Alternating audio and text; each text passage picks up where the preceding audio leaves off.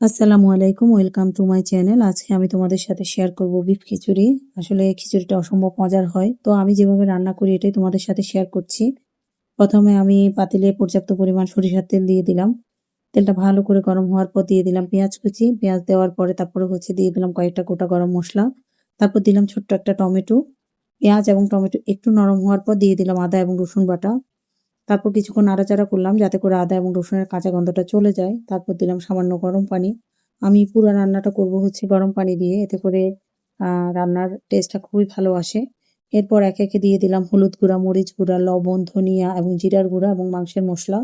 মশলাটাকে আমি খুব ভালোভাবে কষিয়ে নিয়েছি। তো ভালোভাবে মশলা কষানোর পর এরপরে আগে থেকে ধুয়ে রাখা যে গরুর মাংস সেটা আমি দিয়ে দিলাম। দিয়ে দেওয়ার পরে তারপরে মশলার সাথে মাংসটাকে আমি ভালো করে মিশিয়ে নিয়েছি। যাতে করে মাংসটা খুব ভালোভাবে মশলার ভিতরে ঢুকে যায়। আচ্ছা, যাই হোক, আমি এক্ষেত্রে আর কোনো এক্সট্রা কোনো পানি ইউজ করব না মাংস সিদ্ধ করার জন্য।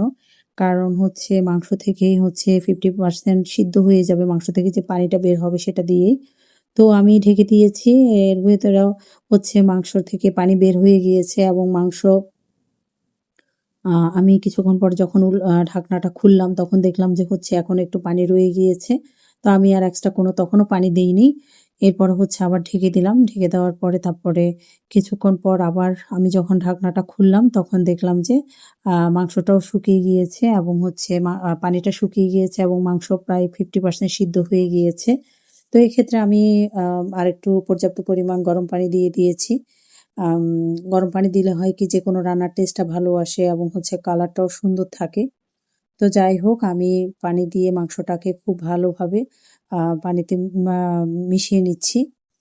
তো এরপর আমি খুব ভাজা করে একদম ভুনা করে মাংসটাকে নামিয়ে নিয়েছি। এই ভিডিওটা কেন জানি আসেনি, এজন্য আমি আন্তরিকভাবে দুঃখিত। তো আমি খিচুড়ির জন্য পাতিলে পর্যাপ্ত পরিমাণ সরিষার তেল, পেঁয়াজ কুচি, তারপরে অল্প একটু আদা রসুন বাটা, তারপরে অল্প একটু হলুদের গুঁড়া, মরিচের গুঁড়া, তারপরে মাংসের মশলা, লবণ এবং গোটা কয়েকটা গরম মশলা দিয়ে আমি খুব ভালোভাবে এটাকে কষিয়ে নিয়েছি। তো কষানোর পরে আগে থেকে ধুয়ে রাখা চিনি গুঁড়া চাল, তারপরে মসুরের ডাল এবং মুগ ডাল, ২ টাই দিয়েছি ডাল। এটা ভালো করে আমি মশলার সাথে মিশিয়ে নিচ্ছি এবং খুব ভাজা করে নিচ্ছি যাতে করে সুন্দর একটা স্মেল বের হয় এবং ভাজা করলে খুব ভালো করে ভাজলে হয় কি খিচুড়িটাও একটু ঝরঝরা হয় এবং খেতেও খুব ভালো লাগে। তো যাই হোক, আমি খুব ভালোভাবে চাল এবং ডালকে মশলার সাথে মিশিয়ে নিচ্ছি এবং ভাজা করার পরে এক্ষেত্রে যখন খুব সুন্দর একটা স্মেল আসছে তখন আমি পর্যাপ্ত পরিমাণ পানি দিয়ে দিচ্ছি। আমি আসলে কখনো পানিটা ওভাবে হিসাব করে দেই না। আমি যতটুকু আন্দাজ করে একটা দিয়ে দিই আরকি। তো আমি দিয়ে দিলাম কয়েকটা কাঁচামরিচ। এক্ষেত্রে কাঁচামরিচ দিলে হয় কি অ্যারোমাটা খুব ভালো আসে। যে পোলাও, তারপর বিরিয়ানি, খিচুড়ি সবগুলাতে। তো কিছুক্ষণ পরে পানি যখন শুকিয়ে এসছে এবং একটু মাখা হয়ে এসছে, এক্ষেত্রে আমি দেখলাম যে খিচুড়িটা প্রায় 80% সিদ্ধ হয়ে গিয়েছে। তো আমি আগে থেকে রান্না করা যে গরুর মাংসটা সেটা আমি দিয়ে দিলাম খিচুড়ির মধ্যে।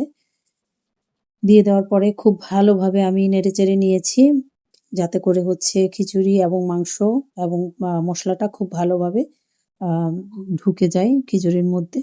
তো আমি ভালো করে মিক্স করে নিয়েছি। মিক্স করে নেওয়ার পরে খিচুড়িটা যে 20% যে এখনো যে সিদ্ধ হয়নি সেটা মাংসের যে মশলার যে সামান্য একটু পানি আছে ওইটাতেই এটা সিদ্ধ হয়ে যাবে।